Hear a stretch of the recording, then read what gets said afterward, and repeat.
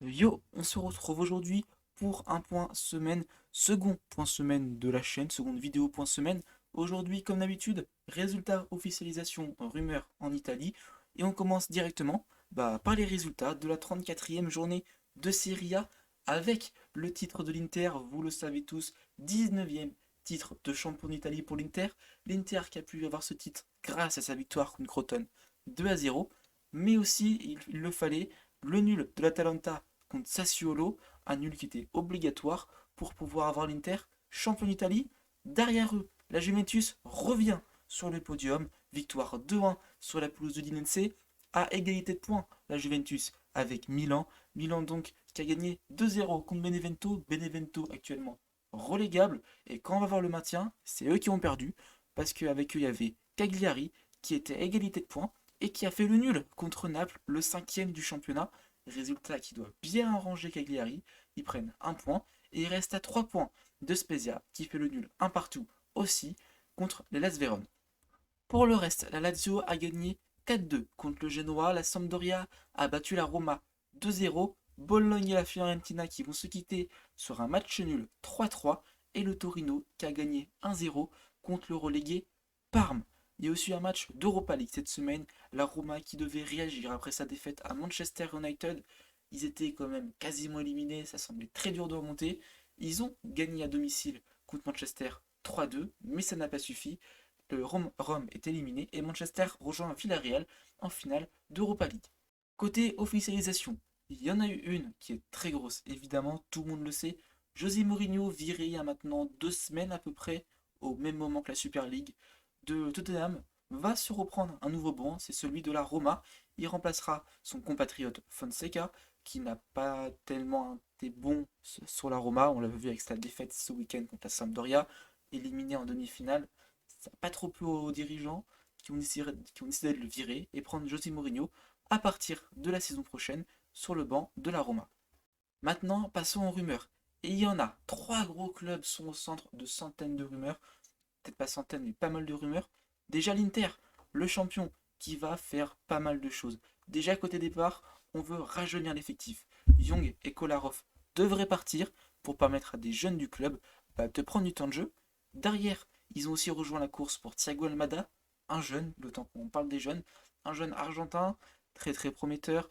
Il y a déjà des nombreux clubs dedans, je crois qu'il y a l'OM qui est dessus. Ils ont rejoint la course pour le recrutement de ce joueur.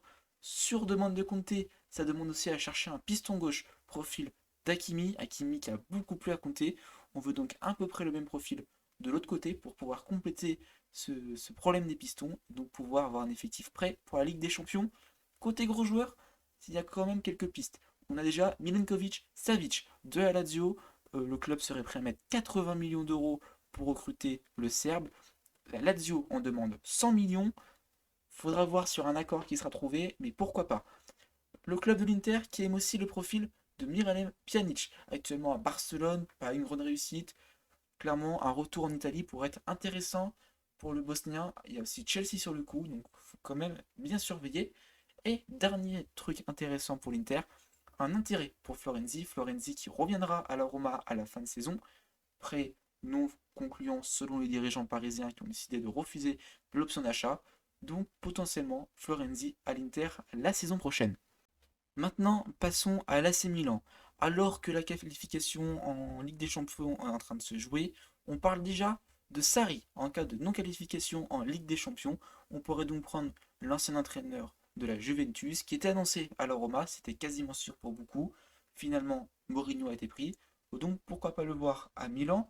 Le club va aussi s'intéresser à un autre joueur, Rodrigo De Paul. Donc lui, le problème, c'est surtout son agent, Mino Raiola, qui demanderait beaucoup d'argent, même beaucoup trop d'argent. Mais sinon, le club milanais serait vraiment très intéressé par le profil de l'Argentin. On a aussi eu des intérêts envers Dobrozio de l'Inter et Isaac du Napoli. Là-dessus, on allait un peu parler aux joueurs. Ça sent pas encore réel comme intérêt. Mais pourquoi pas. Réflexion autour de Vasquez aussi, avec le joueur du Real qui serait en fin de contrat cette année avec le Real. Pourquoi pas le ramener. A l'inverse, un autre Espagnol, lui, devrait quitter Milan. C'est Samu Castillejo, donc l'Espagnol arrivé de Villarreal, devrait quitter Milan. Il devrait repartir en Espagne. C'est vraiment une des pistes privilégiées. On ne veut plus trop le voir à Milan. Donc pourquoi pas. Et le dernier intérêt milanais, c'est envers Serge Aurier, l'ancien parisien, l'Ivoirien qui joue à Tottenham. Tottenham en demande 10 millions, mais attention, le PSG est aussi sur le coup et le club parisien devrait avoir un petit peu d'avance. On finit avec la Juventus. La Juventus qui va être un peu moins actif, mais quand même, il se passe des choses. Côté départ, Rabiot, Ramsey devraient partir si Massimiliano Allegri signe dans le club turinois. Alexandro pourrait lui aussi partir. Et c'est José Gaga qui serait le favori, le joueur de Valence qui pourrait donc le remplacer. Derrière, Zielinski, le joueur du Napoli, qui intéresse bien les dirigeants turinois. La Juventus qui est donc prêt à proposer ses 25 millions d'euros, plus Demiral. Et pour finir, Darwin Buchanan, le Canadien de 22 ans qui intéresse la Juventus. Mais là-dessus, c'est un dossier très compliqué. De nombreux clubs sont dessus. Donc, c'est pas prêt d'avancer, je pense, pour la Juventus. On va finir par une autre rumeur. De Zerbi est annoncé la semaine dernière à la Fiorentina. Intérêt de la Fiorentina pour le coach. Là maintenant, c'est un club ukrainien, le Shakhtar, qui serait prêt à offrir 10 millions d'euros par saison pour recruter l'entraîneur de Sassuolo. La somme paraît immense. Après, pourquoi pas. Donc voilà, j'espère que cette vidéo vous a plu. N'hésitez pas à vous abonner, liker, commenter. Le compte Twitter pour suivre tous les jours l'actualité de la Serie A est en description, donc allez aussi le follow. En tout cas, à la semaine prochaine pour une nouvelle vidéo. Ciao!